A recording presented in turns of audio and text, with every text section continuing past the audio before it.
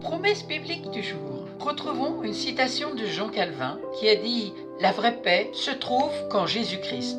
Dieu tient toujours ses promesses. Lisons dans 2 Corinthiens chapitre 1 versets 19 à 20 dans Paroles vivantes d'Alfred Cuen. Il est écrit « Car le Fils de Dieu, le Christ Jésus qui vous a été prêché par nous, c'est-à-dire par moi aussi bien que par Silas et Timothée, n'a pas non plus oscillé entre le oui et le non. Il était le oui incarné, le oui de Dieu à toutes ses promesses. Il les a toutes accomplies. Tout ce que Dieu avait promis est devenu réalité en lui. Aussi, est-ce par lui que nous répondons Amen à toutes ses promesses, afin que Dieu soit exalté et glorifié. Dieu ne revient jamais sur ses promesses, ni ne les change. Psaume 89, verset 34. Je ne violerai point mon alliance, et je ne changerai pas ce qui est sorti de mes lèvres. Il n'est pas de promesse divine qui échoue. Josué, chapitre 23, verset 14. Reconnaissez de tout votre cœur, de toute votre âme,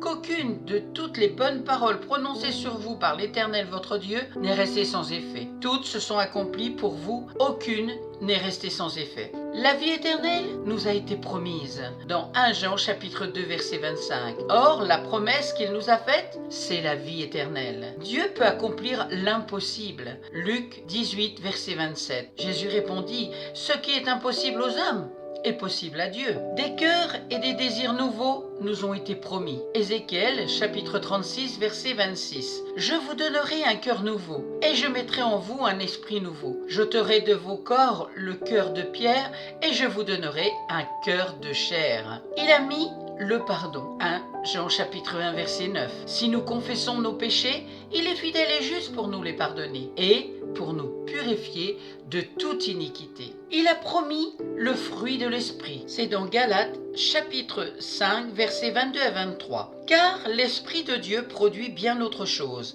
Le fruit de l'esprit, c'est l'amour, la joie, la paix, la patience, le bon caractère, l'amabilité, la serviabilité, la bonté, la générosité, la fidélité, la confiance dans les autres, la douceur, la modestie, l'humilité, l'aptitude à céder et à s'adapter, la tempérance, la chasteté, la maîtrise de soi.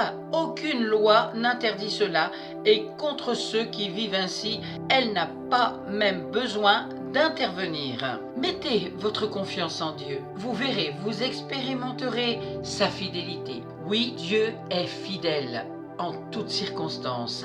Amen. Merci Seigneur pour ta parole qui ne revient jamais à toi sans avoir fait son effet. Merci Seigneur, que ton Saint-Esprit puisse agir dans chaque cœur et chaque esprit qui ont écouté ta parole aujourd'hui. À toi soit toute la gloire, que ton nom soit élevé dans le nom puissant de Jésus. Amen.